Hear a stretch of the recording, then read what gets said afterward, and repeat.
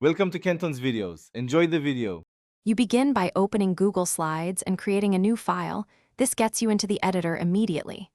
Give the file a clear name so you can find it later, then pick a theme and the correct aspect ratio for your audience. Once done, sketch a simple outline: introduction, main points, and conclusion. This early structure saves time and guides design choices.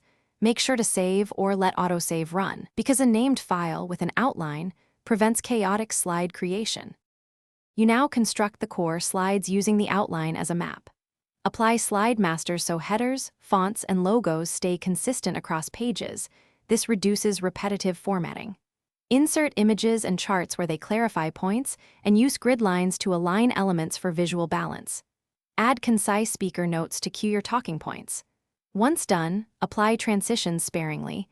They should support flow, not distract. Make sure to preview the sequence to confirm pacing and visual hierarchy.